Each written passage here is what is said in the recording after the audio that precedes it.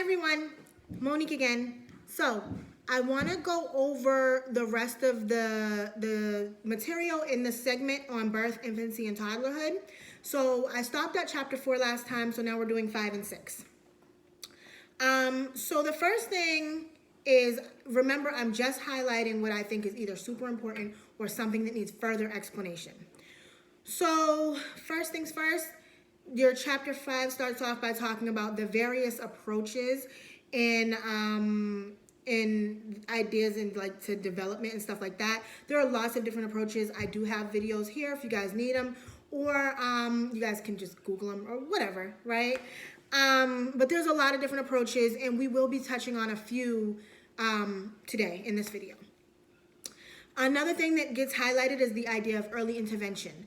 Now, a lot of us know what early intervention are, but for those of us who are a little unsure or don't have as much information, early intervention is a national service that's provided to children who maybe either have certain delays or maybe have the potential for delays or maybe just need some help keeping up, or maybe even to help the parents with resources and things like that.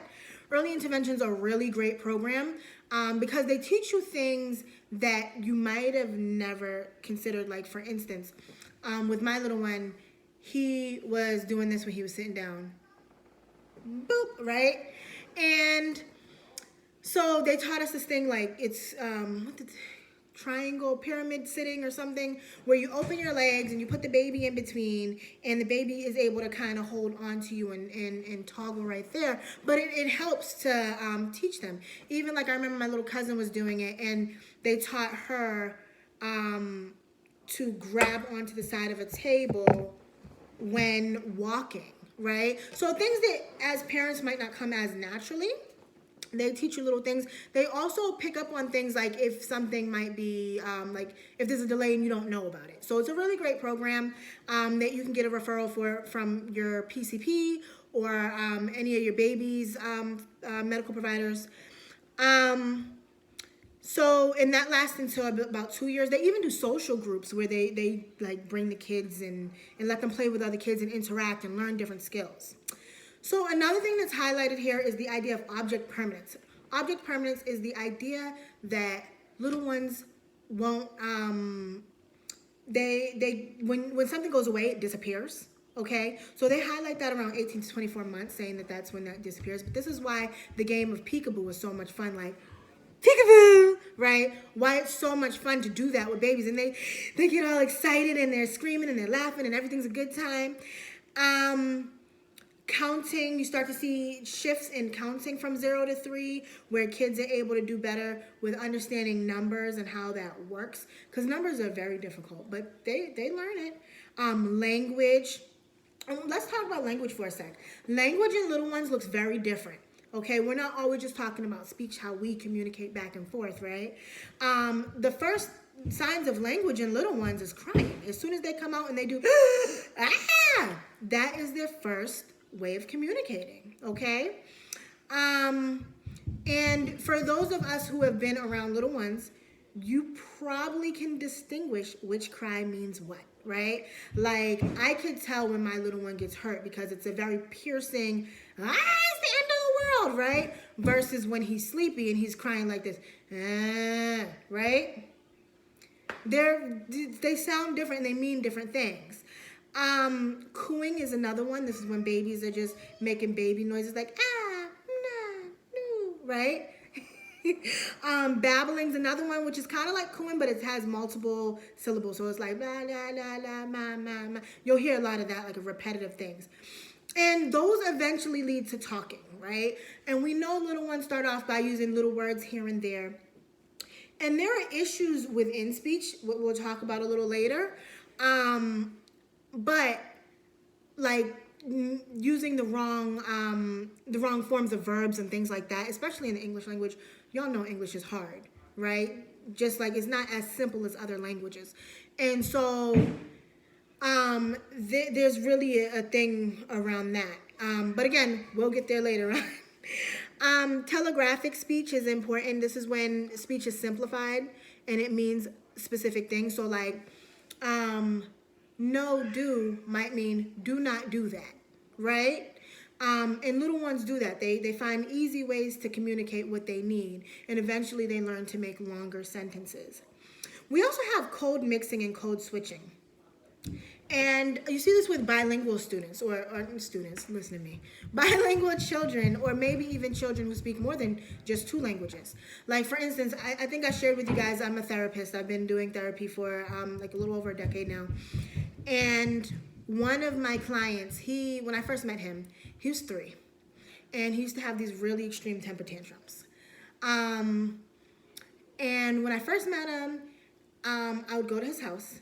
And we would, we'd play, we'd hang out, we'd, work on our therapy stuff, whatever. But he was Spanish speaking. And so sometimes when he got upset, he would call me all types of mean things in Spanish and in English, all types of words. And, I don't speak another language, but I do know cuss words. So I'd be like, huh? What? No, you can't say that. And we'd work on that. So he was code mixing. He didn't really, he wasn't able to say, okay, Monique speaks English only, right? So, cool. Few months go by. Now I notice that he is only talking to me in English only. Whereas if his mom would come in the room, or his dad or somebody like that, he might switch it up to Spanish, right? That's being able to code switch, okay? So that was like a success, even though we were still having some certain behaviors, that was a huge developmental success, where it was like, and this is something that happens naturally, but it was like, okay, so he gets it. He gets that when you talk to Monique, you have to speak to her in English, but when you talk to other people, you can go back and forth, or you can speak just Spanish or whatever. Also, let's talk more about language, developing better or stronger language skills. You see, the way that we help children with that and how to develop better in language skills, we use simplified speech, which is when you're not using tremendously long words. Me personally, I do the opposite with my little ones, but it's okay. Exaggerated vowel sounds are really good. They help children to pick up on the actual way that you say words. Right? If you're saying things like, hi, little one, right? Versus, hey, little one, right? It might, also repetition is good, right? Teaching kids the same things over and over. And what's great about this age, and I think we get to it a little later, but kids pick up on things like that. So they might only need to hear it 1 or 2 times before they get it. But it's always good to, that repetition that reinforces it. Reading is another great one. Social interactions. And I'll actually upload a video of my little one, my own little one. Because he was, we used to read this book all the time. All the time. It was like his favorite. And he was too little to read. But as we're going through the pages, he's saying all the words in the book. And I'm like, wait, hold up. What? Let me put this on camera. So, of course, the second one wasn't as great as the first time it happened, but I do want to share it just so you guys can see it. Let me see. And what I did find out just from doing the research is that there's no support for media devices being positive. Although I want to go ahead and say that everybody's experience is different with that. For instance, I only have myself right now, so I can kind of only rely on my own stories. But the other day, I was getting upset with my little one. And there's this little show he always watches, Daniel Tiger. I don't know if you guys heard of it. But I said, you're making me mad. And he said, Mommy, when you feel so mad that you want to roar, take a deep breath and count to 4. And then he counts to 4. And I'm like, oh, my goodness. Like, I can't even be mad at you, right? But they pick up on stuff, right? But in terms of it being supported for like language and development, there's no evidence-based research that says yes, okay? So keep that in mind. But I will say that more research probably needs to be done. Jumping into the next chapter, chapter 6, they start talking about personality and emotions, right? They start off as really simple and they become more complex as time goes on. So what we mean by really simple is like happy, mad, sad, right? and they become more complex, where children will start to understand things like guilt or shame, or even like excitement versus being joyous, right? And that actually will continue on through life. Like as we get older, we have different ways of expressing ourselves. Like you can be upset, but maybe you're upset means that you're sad, or maybe you're upset means that you're angry, right? Or maybe you're upset means that you're disappointed. It can mean different things. So again, babies communicate through cry. We already went over this.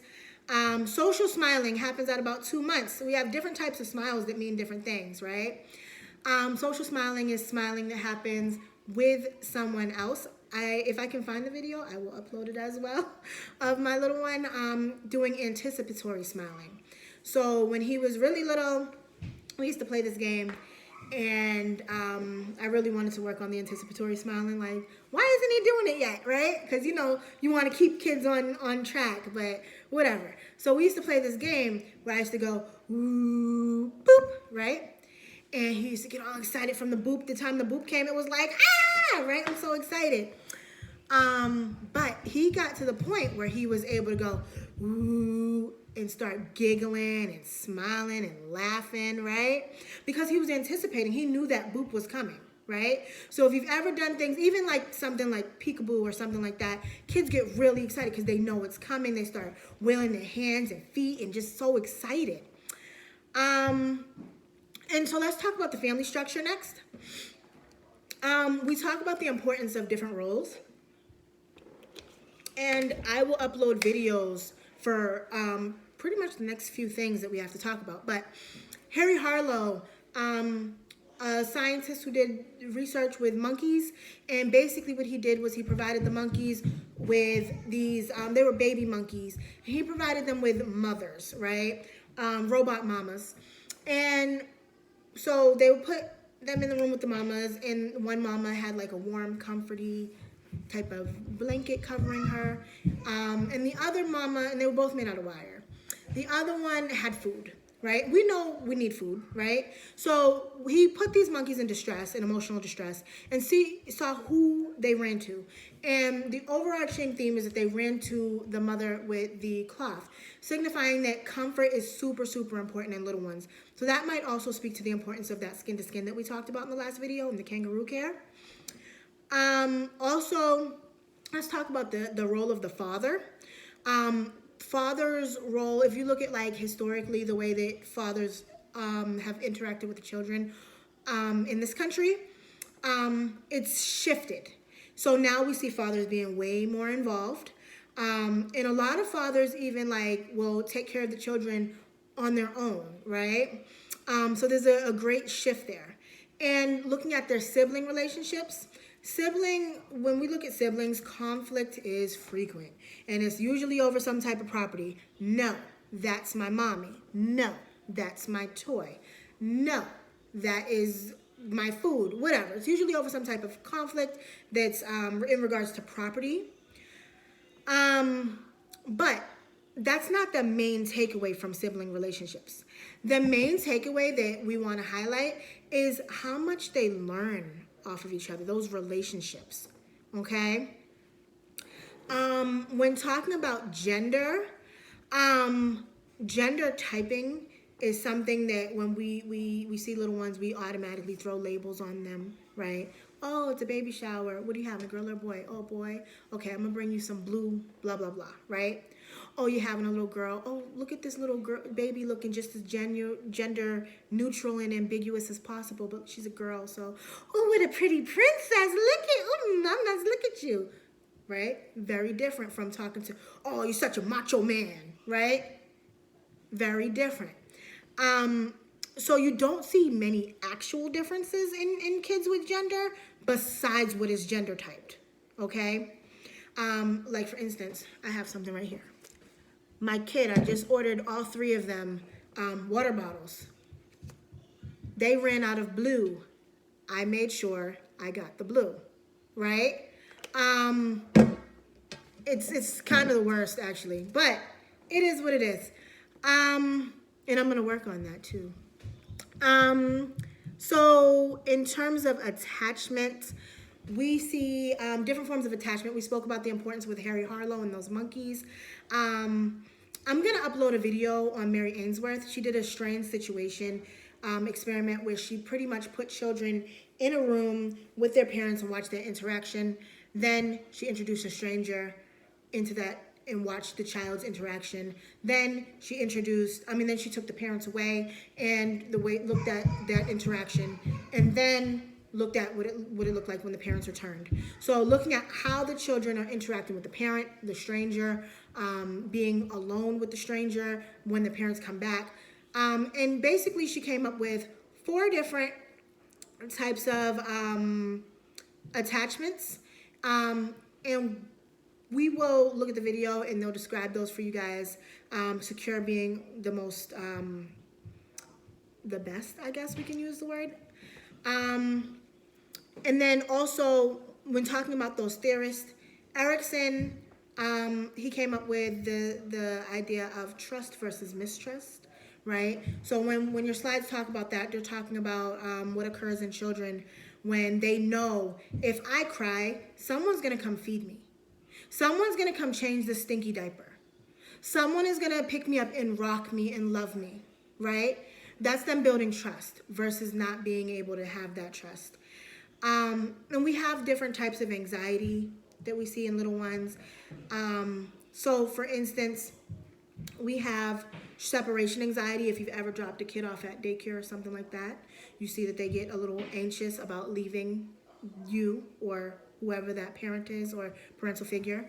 There's also stranger anxiety, which is just the anxiety about being around an actual person they don't know. And when looking at childcare, not all childcare is bad. You should look at like the quality of the actual daycare facility. So look at staff training, ratios of children to adults, warmth and sensitivity, and appropriate activities, right? You want to make sure that those activities are appropriate for the age range and the developmental stage that they're at. So again, if you guys have any questions, that wraps this video up. Just call me, let me know, text me, email me, let me know. Okay? And I hope this was an easy one for you guys to get through. I'll see you guys next time. Bye.